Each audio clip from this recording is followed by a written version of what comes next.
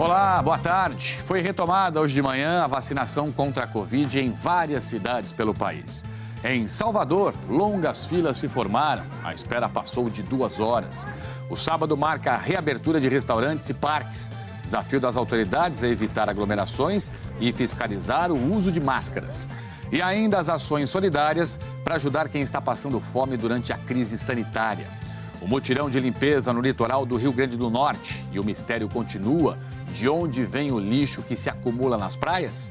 Pressionado, o ministro do Meio Ambiente, Ricardo Salles, pede ao Ministério da Economia mais dinheiro para ações de fiscalização e combate ao desmatamento.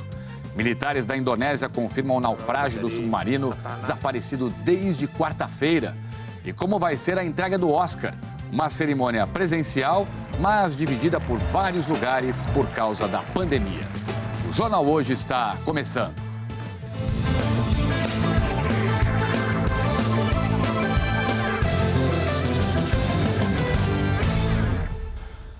O sábado é de muito trabalho nas praias do Rio Grande do Norte por causa do lixo trazido pelo mar desde quarta-feira. Enquanto prefeituras e moradores se unem, e unem forças para limpar a areia, autoridades ambientais ainda investigam a origem desse lixo todo. Tem até material hospitalar. O mutirão começou cedo hoje para recolher o lixo trazido pela maré. Quando eu vi isso, eu fiquei muito triste e estou fazendo o máximo para ajudar.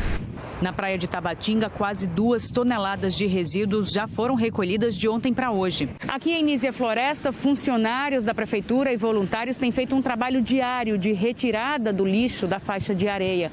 Mas o Instituto de Desenvolvimento e Meio Ambiente do Rio Grande do Norte está preocupado com o descarte desse material, porque no meio do lixo podem ter provas de um possível crime ambiental.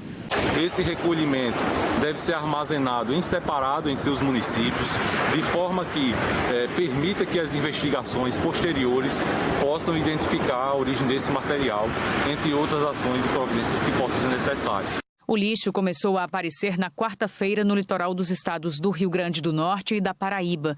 Os resíduos tomaram praias das cidades de Nísia Floresta, Tibau do Sul, Canguaretama e Bahia Formosa, e também de João Pessoa e de municípios vizinhos, como Cabedelo e Conde. Entre Nísia Floresta e Conde são mais de 100 quilômetros de distância. Hoje cedo não havia mais lixo em João Pessoa. Na Praia do Bessa dá para ver bem a diferença entre a paisagem de quinta-feira e de agora há pouco. Entre as mais de 15 toneladas de material recolhido nos municípios, já foram encontrados até seringas e tubos de coleta de sangue. Entre os resíduos que podem ajudar na investigação da origem do lixo, tem uma mochila de escola, um título de eleitor e material de campanha eleitoral de Pernambuco. O órgão ambiental do Rio Grande do Norte está em contato com os estados vizinhos. O IDEM entrou em contato com o estado de Pernambuco, tanto com a Secretaria de Meio Ambiente como também a CPRH. E identificamos que a CPRH, o órgão ambiental do estado, eles já têm entrado em contato, depois das informações que nós passamos, com empresas, possíveis origens desses resíduos. Até o presente momento não foram identificados no município alguma célula de lixo, algum resíduo, as informações trazidas por eles. Estamos tentando articular aqui a coleta de alguns materiais para envio que auxiliem as investigações por parte dos estados. Hoje cedo, uma cena chamou a atenção dos voluntários. Uma tartaruga apareceu morta na praia de Tabatinga, em Nísia Floresta, mas eles ainda não sabem se há uma relação com o aparecimento do lixo. Mas têm certeza de que a preservação da natureza precisa de mais atenção e fiscalização. Sem dúvida, por todo esse lixo que a gente viu aí. A Secretaria do Meio Ambiente de Pernambuco disse que já pediu para o governo do Rio Grande do Norte os relatórios com análise do material recolhido nas praias e que até o momento nenhum incidente foi constatado nas cidades do litoral de Pernambuco, ou seja, o mistério continua. Em Fortaleza, uma explosão atingiu a fábrica de oxigênio da White Martins na manhã desse sábado. Repórter Aline Oliveira está lá no local, tem mais detalhes. Aline, bem-vinda, boa tarde. Tem informações sobre feridos aí? Olá, Trali, boa tarde a todos. Olha, a informação até agora é de que no total são 5 feridos. 3 foram levados para o Hospital Municipal no centro e estão estáveis. Toda a área aqui em volta da empresa White Martins está isolada. Nem parentes de pessoas que moram vizinho à fábrica e que vêm em busca de notícias conseguem passar pelo bloqueio. As primeiras imagens feitas por moradores aqui da área, que é bastante movimentada e cheia de comércios e casas, mostram os estragos causados pela explosão. Imóveis e carros foram atingidos e a própria área interna da empresa ficou bastante danificada. As pessoas que ficaram feridas começaram a receber os primeiros socorros ainda no local. Ainda não se sabe a causa dessa explosão. A White Martins divulgou uma nota apenas confirmando que aconteceu um incidente dentro da fábrica, mas ainda não deu maiores informações. O prefeito de Fortaleza, José Sarto, veio para o local para acompanhar aqui os trabalhos e o governador Camilo Santana divulgou uma mensagem nas redes sociais lamentando o acidente e informando que está acompanhando de perto a situação para evitar o desabastecimento de oxigênio nas unidades de saúde. Trali. Obrigado, Aline. Bom trabalho para você aí. Qualquer necessidade, chama de volta, por favor. E um dos maiores hospitais públicos da Zona Oeste do Rio de Janeiro ficou sem energia elétrica. Veja isso, 2 recém-nascidos que estavam na UTI neonatal foram transferidos. O Hospital Municipal Pedro II, na Zona Oeste do Rio, ficou mais de 3 horas no breu. A energia acabou perto das 8 horas da manhã. 366 pacientes estão internados lá. 34 na UTI, sendo 26 entubados. Esses pacientes foram mantidos com baterias de reserva ligadas aos respiradores. E de acordo com a Secretaria Municipal de Saúde, um curto-circuito provocou uma falha entre o conjunto de geradores e a torre que fornece energia para o hospital. Os técnicos da Light, Companhia de Energia do Estado, e da Rio Luz, que é a companhia municipal, estão investigando agora as causas. A energia foi restabelecida pouco antes do meio-dia. E várias cidades do país estão reabrindo, hoje, restaurantes, parques. Especialistas recomendam que as medidas de proteção sejam mantidas para conter a circulação do coronavírus e evitar, portanto, novos picos de transmissão da Covid. Após 48 dias com os portões fechados, o Zoológico de Belo Horizonte retomou a visitação pública. O Mike trouxe a família toda. Para todo mundo que só fica preso em casa, qualquer saidinha já dá uma aliviada, porque o estresse fica nas alturas, Na portaria, medição de temperatura e álcool em gel. E por enquanto, só entra quem tiver horário agendado. O coração sai renovado, sai em paz, sai cheio de alegria, de esperança. Também é preciso agendar com antecedência a visita aos parques da capital mineira. Eles ficarão abertos de quinta a sábado, das 8 da manhã às 5 da tarde. Em todos os espaços, o uso de máscaras é obrigatório. No Rio Grande do Sul, os bares podem ficar abertos até às 10 da noite nos fins de semana. Parques e museus também podem receber visitantes, mas só com 25% da capacidade.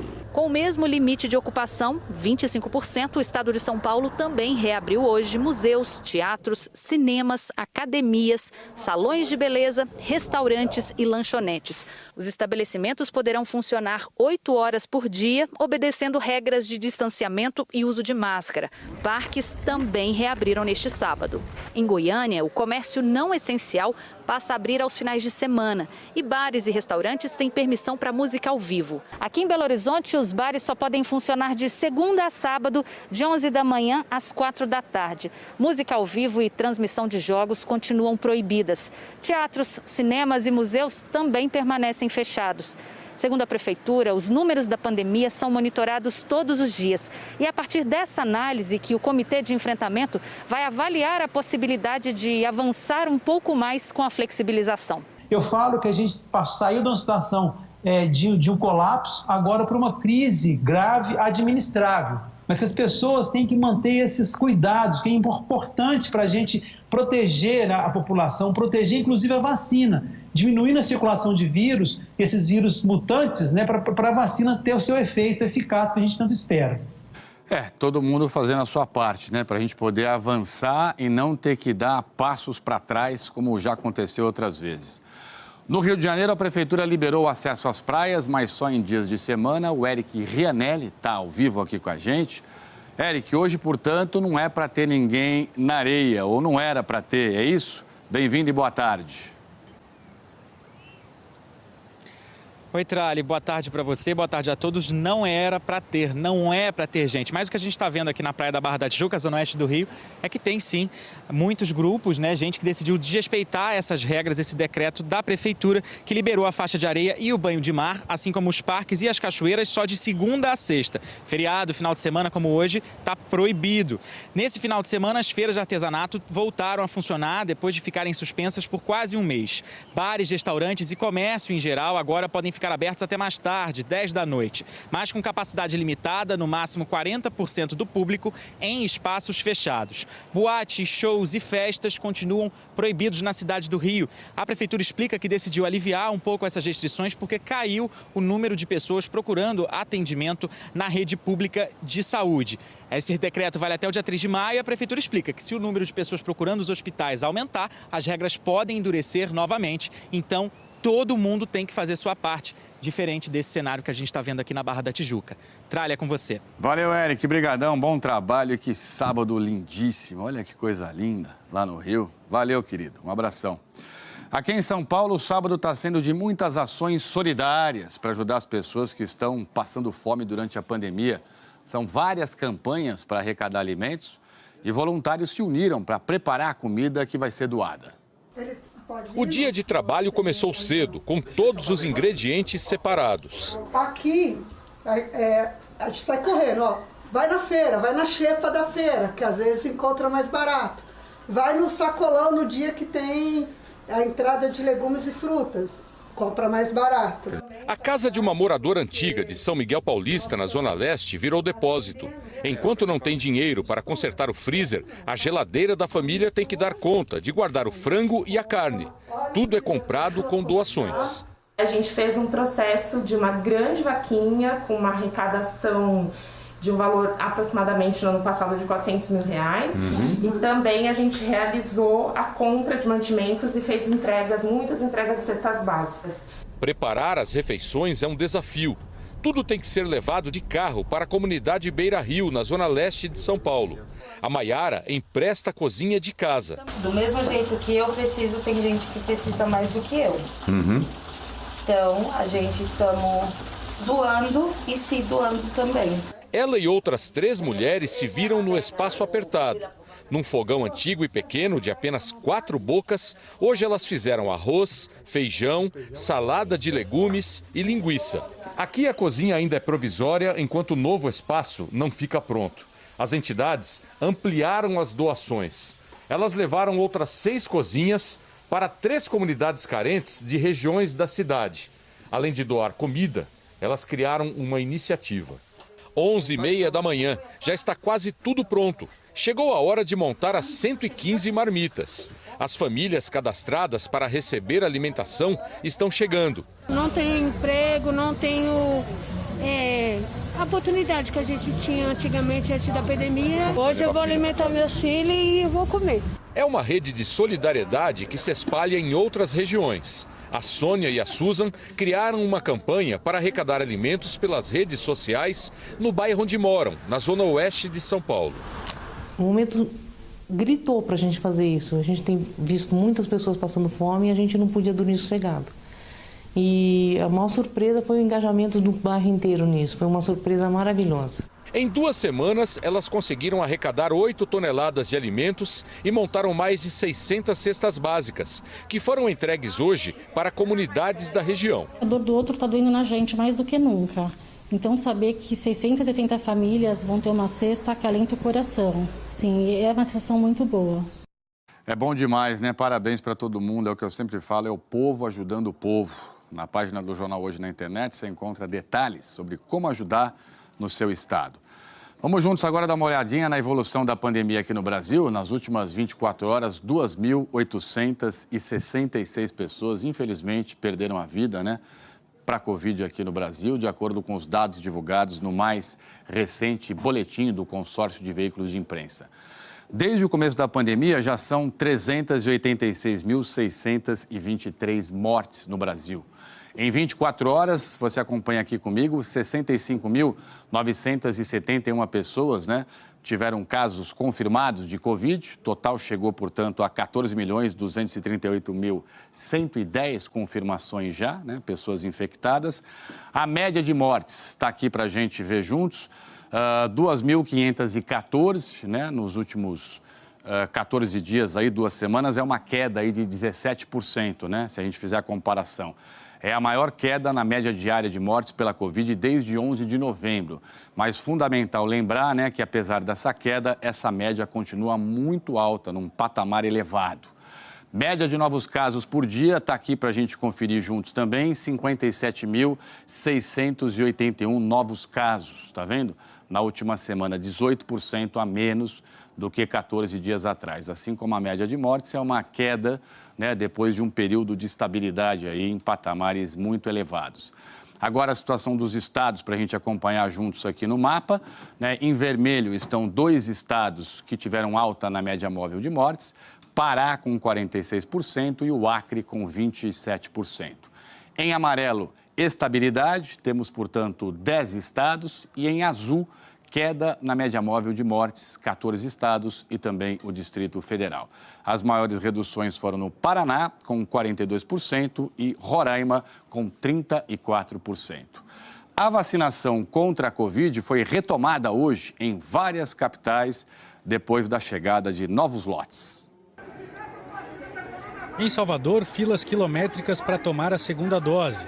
Mesmo mais que triplicando o número de postos de vacinação, quem foi tomar a vacina hoje de manhã precisou ter paciência. O tempo de espera para receber o imunizante passava de 2 horas. Em Natal também teve fila. O Rio Grande do Norte recebeu 51.400 novas doses e hoje, idosos com 62 anos estão recebendo a primeira dose da vacina de Oxford. Na segunda-feira, a campanha vai ser estendida para quem tem 61 anos. Recomeçou ainda a aplicação da segunda dose da Coronavac. João Pessoa retomou hoje a aplicação da segunda dose da Coronavac. Ontem chegaram 3.570 doses e a expectativa é de receber um novo lote ainda hoje. Goiânia também voltou a vacinar hoje, depois da chegada de um novo carregamento. A remessa foi de 42.750 doses. Com isso, foi retomada a imunização de pessoas a partir de 62 anos que ainda não tinham recebido o imunizante. A capital de Goiás estava sem aplicar as vacinas em primeira dose desde quarta-feira. Dona Fátima estava ansiosa em Curitiba quando chegou às 6h15 da manhã no ponto de vacinação, 2 horas antes de abrir. Ela e outros idosos com 64 anos formaram fila para tomar a primeira dose da vacina contra o coronavírus. Esperamos ansiosos por esse dia, né? Então chegou, a gente veio aqui muito feliz por ter a primeira dose. E acho que a população toda está aguardando esse momento, né? Que acho que só com a vacina que nós vamos melhorar essa pandemia aí. Curitiba não abria novos grupos de vacinação para a primeira dose desde segunda-feira. Isso só foi possível porque ontem o Paraná distribuiu 205 mil novas doses de imunizantes. Em Curitiba, pouco mais de 29 mil doses vão ser para a primeira aplicação. Para acelerar o ritmo de imunização, Curitiba terá vacinação no domingo, o que não acontecia desde março. Na segunda-feira, as pessoas de 63 anos começam a receber as doses. E para quem tomou a vacina hoje, o sentimento é de gratidão. Já fiz a minha oração e agradecer a Deus por esse dia e por um Brasil melhor. Para que todos os brasileiros tenham a mesma oportunidade que eu estou tendo hoje. Nossa, amém, né? Que seja assim o quanto antes. Vamos juntos agora ver os números da vacinação aqui no Brasil. Olha só, 820.105 pessoas receberam a primeira dose nas últimas 24 horas. Com isso, o Brasil chegou a 28.765.257 pessoas vacinadas, portanto, com a primeira dose. Isso equivale a 13,58% da população brasileira, 12.262.262 pessoas já foram imunizadas com as 2 doses da vacina. Isso representa, então, 5,79% da nossa população. Somando a primeira e a segunda dose, já foram aplicadas mais de 40 milhões de doses. 26 estados e o Distrito Federal atualizaram aqui os dados da vacinação. Os estados em azul escuro são os que têm o maior percentual da população vacinada com a primeira dose. E até agora, os 5 que mais vacinaram são Rio Grande do Sul, Mato Grosso do Sul, Espírito Santo, Paraíba e São Paulo. Mais detalhes aí sobre a situação do seu estado, você confere em g1.com.br/coronavírus. E que venha mais vacina o quanto antes, né, para todos nós. Em Israel, olha que notícia boa, pela primeira vez em quase 10 meses não foi registrada nenhuma morte por Covid. A última vez que isso tinha acontecido foi em junho do ano passado, depois que o governo adotou medidas rígidas para controlar a primeira onda da doença no país. Como você viu aqui no JH, Israel tem uma campanha de vacinação muito bem sucedida. Mais de 62% dos israelenses já tomaram pelo menos uma dose da vacina contra a Covid. E morreu aqui em São Paulo o presidente do PRTB, Levi Fidelix. Pessoas ligadas à família confirmaram que ele morreu de Covid. Levi Fidelix tinha 69 anos, estava internado desde março. Ficou conhecido por defender o aerotrem como o principal meio de transporte público. Ele começou na política em 1986, ao longo de 35 anos concorreu a diversos cargos, inclusive a presidência da República, mas ele nunca se elegeu. Levi Fidelix deixa esposa e uma filha. Nossos sentimentos aí para a família. Vice-presidente da República, Hamilton Mourão, que é filiado ao PRTB, lamentou o falecimento do Levi Fidelix, disse que o movimento conservador perde um de seus principais representantes. E ainda hoje, os preparativos para o Oscar, em cerimônia presencial e com restrições por causa da pandemia. E a seguir, militares da Indonésia confirmam o naufrágio sem sobreviventes do submarino que está desaparecido desde quarta-feira. E a previsão do tempo também, com a Eliana Marques para todo o país. Nós voltamos já já com tudo isso e muito mais aqui para você.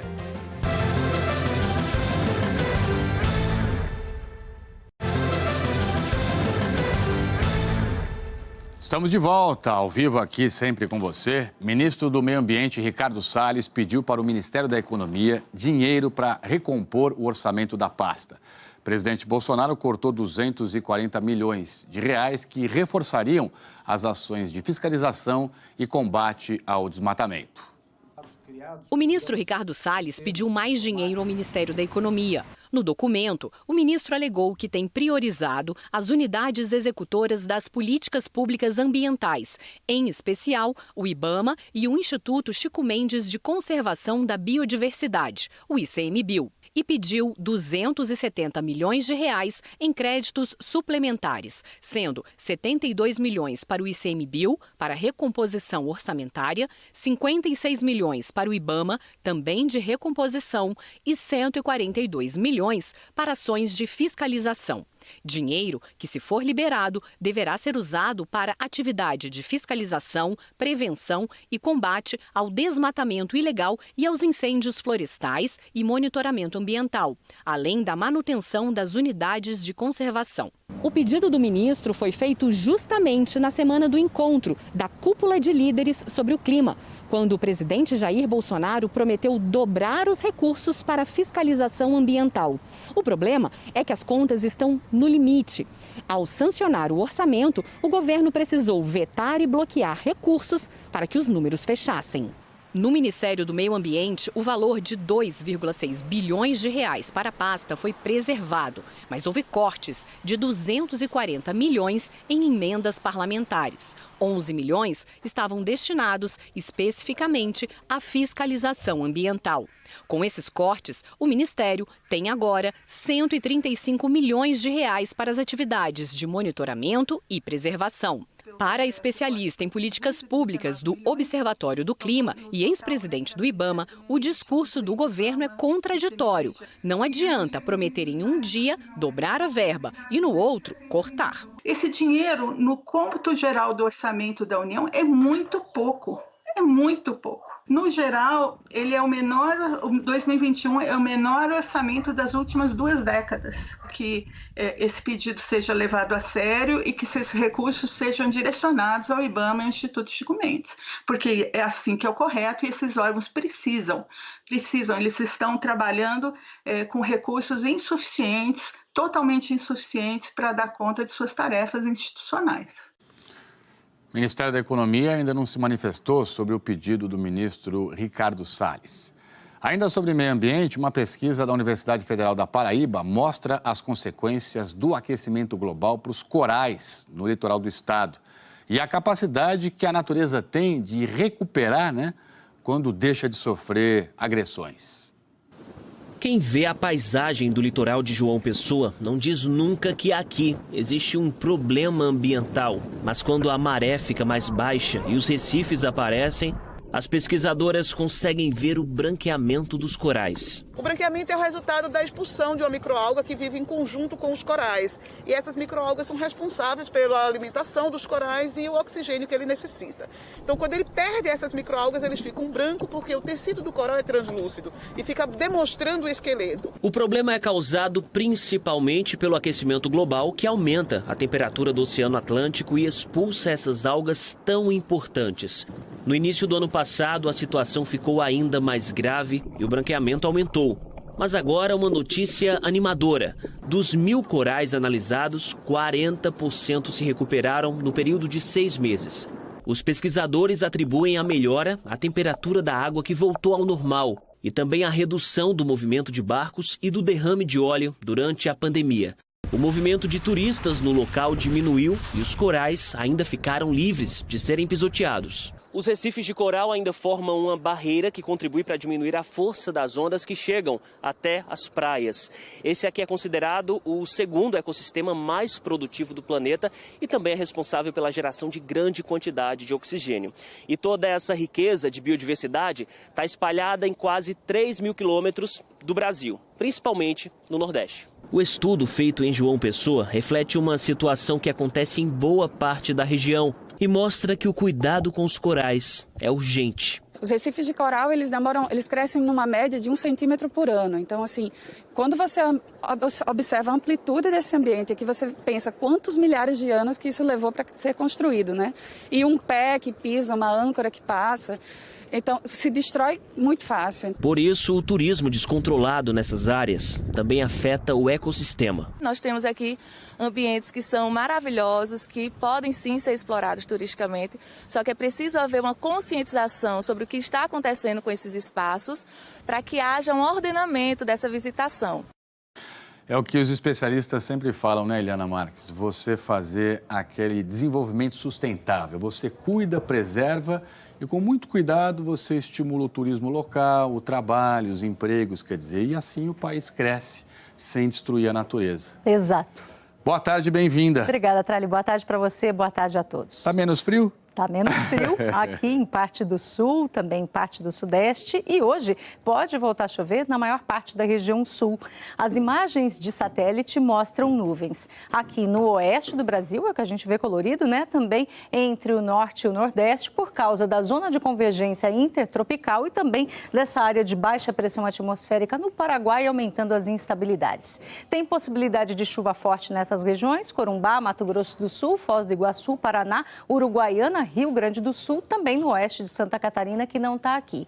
E entre o norte e o nordeste, os maiores volumes de chuva hoje previstos para as capitais estão em Macapá, em Belém e também em São Luís, lá no nordeste. No Amazonas, é maior o risco de transbordamento de rio. Em Salvador, a gente tem imagens ao vivo de lá, choveu muito durante a semana, né? Mas hoje você vê, o tempo está bem mais firme. Se chover, vai ser pouca chuva em Salvador. E onde não chove, Eli? Bom, onde não chove, olha, aqui no sudeste, também em parte do sul e centro-oeste, mas é principalmente no centro-oeste do Brasil que fica mais seco, umidade do ar caindo bastante também pelo oeste de Minas, norte de São Paulo e norte do Paraná, principalmente. Em Santa Catarina, vemos agora através de Florianópolis, imagens ao vivo, né? Olha que céu azul. Que lindo, ele. Que lindo esse mar, né? Pois é, o mar andou muito agitado lá em Santa Catarina nessa semana, mas a partir de hoje já acalma e os portos de Itajaí e Navegantes reabriram depois de 3 dias fechados. Aqui em São Paulo, tarde agradável, depois de uma semana mais fria, temos sol, temos máxima de 26 graus, em Belo Horizonte 29 e no Rio de Janeiro, que amanheceu frio, 30 graus agora à tarde. Nada de chuva hoje em toda essa área amarela, que vai do Espírito Santo até o sudeste de Mato Grosso e a região de Porto Alegre. E o que esperar de amanhã, domingão? Bom, amanhã, olha só, uma frente fria avança pelo sul, as instabilidades aumentam, principalmente nessa faixa em verde escuro aqui, que pode ter temporais. Na segunda-feira, o tempo abre nessa área e a temperatura cai de sul a norte do país. No norte, vai esfriar no sul da Amazônia, um fenômeno conhecido como friagem. E vai amanhecer frio também em Cáceres, Mato Grosso, Ponta Porã, Mato Grosso do Sul, Curitiba com mínima de 12 graus na segunda, Urupema na Serra Catarinense com 6 e São José dos Ausentes com mínima de 7 lá no Rio Grande do Sul. Aqui no Sudeste esfria a partir de terça. Valeu, Eli. Brigadão. Bom fim de semana. Bom fim de semana, tudo de bom, se cuida. Obrigada. Obrigado.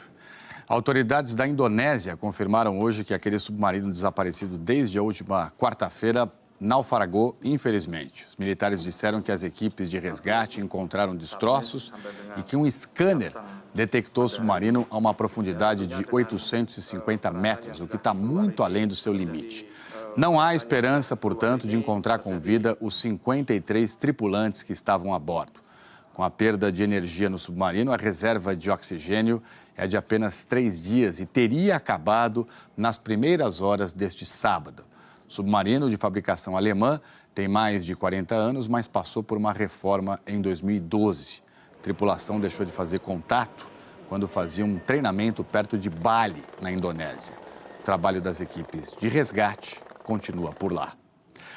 E a seguir, a chegada dos astronautas da NASA à Estação Espacial Internacional a bordo de uma nave da SpaceX.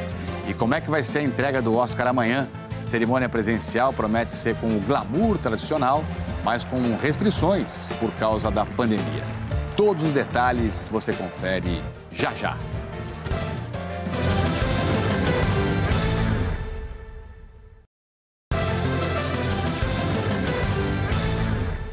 Duas horas e 2 minutos, pelo horário de Brasília, voltamos aqui com você ao vivo. O presidente americano Joe Biden reconheceu que o massacre de 1,5 milhão de armênios pelo Império Otomano em 1915 foi um genocídio. Esse reconhecimento formal foi recebido com entusiasmo por armênios em todo o mundo, segundo o primeiro-ministro da Armênia. Hoje é a data em que se lembra do início do genocídio que ocorreu no começo da Primeira Guerra Mundial. A Turquia, o estado sucessor do Império Otomano, condenou o reconhecimento e afirmou que não há base legal para isso. Os 4 astronautas que saíram do Centro Espacial Kennedy, na Flórida, ontem de manhã, chegaram hoje cedo à Estação Espacial Internacional. A NASA transmitiu ao vivo o momento em que a cápsula Crew Dragon se acoplou à estação. Foram apenas 425 quilômetros de voo sobre o Oceano Índico. Os astronautas, 2 americanos, um japonês e um francês, foram recebidos com abraços pela equipe que já estava no espaço. Essa foi a segunda missão a levar astronautas para a estação espacial, que saiu de solo americano desde que a NASA retomou esses voos no ano passado, numa parceria com a empresa da Califórnia SpaceX. A estação vai abrigar 11 pessoas até quarta-feira, quando 4 astronautas retornam aqui para a Terra. Amanhã é a entrega do Oscar. A maior festa do cinema vai ser presencial, mas por causa da pandemia, a cerimônia vai ser diferente, claro. E quem mostra tudo pra gente agora é a enviada especial a Los Angeles, Carolina Cimente. Num ano normal, faltando um dia para a cerimônia do Oscar, essa rua aqui, Hollywood Boulevard, já estaria fechada há dias. E o tapete vermelho, por onde passam atores, atrizes, os indicados ao Oscar, já teria sido colocado sobre o asfalto. A cerimônia, como sempre, seria naquele teatro e não dividida em várias locações. Mas como a gente sabe, esse é um ano atípico e o Oscar vai ser muito, muito diferente de quando tudo isso começou. Em 1929, figurões da indústria cinematográfica se reuniram com as estrelas neste hotel para o primeiro Oscar. Foram 270 convidados. O ingresso custava $5 e as 12 estatuetas foram distribuídas em 15 minutos. Mas o prêmio cresceu, se tornou o principal evento do cinema e muitos momentos entraram para a história. Em 1974, Tatum O'Neal se tornou a pessoa mais jovem a receber um Oscar, com apenas 10 anos de idade. Anna Paquin foi a segunda mais jovem vencedora, em 1994. A jovem atriz ficou sem palavras por longos 20 segundos. Julia Roberts, pelo contrário, foi logo avisando ao maestro que nem adiantava mandar a orquestra cortá-la, porque tinha muito a dizer. O italiano Roberto Benigni mostrou que há muitos caminhos que levam ao Oscar. Adrien Brody ficou tão feliz que tascou um beijo em Halle Berry. Dizem que dá azar, mas pode ser uma boa ideia escrever o discurso, até para evitar isto. Há quem use o palco para dar voz a quem não tem voz. Em 1979, Jane Fonda fez parte do discurso de agradecimento na língua dos sinais. E Joaquin Phoenix, no ano passado, falou em injustiça, desigualdade, racismo e abuso contra animais. Às vezes, algumas coisas saem do controle. A figurinista de Pantera Negra conta que não conseguia parar de rir durante o discurso. Tudo é cronometrado, não pode perder tempo, não pode rir entre uma coisa e outra, mas eu não consegui evitar. Uma das compositoras da trilha do filme de animação Frozen diz que não se lembra de como chegou no palco, mas se lembra muito bem que pediu para Jamie Foxx segurar a bolsa dela. Eu não ia ter como segurar o discurso, segurar o Oscar. Eu pedi pro Jamie Foxx segurar minha bolsa. Como a gente disse no início da reportagem, este é um ano atípico. Mas esses momentos mágicos ainda vão acontecer. A cerimônia do Oscar vai ser presencial e os produtores prometem, cheia de glamour. Afinal, o show tem que continuar. Thank you for all of this.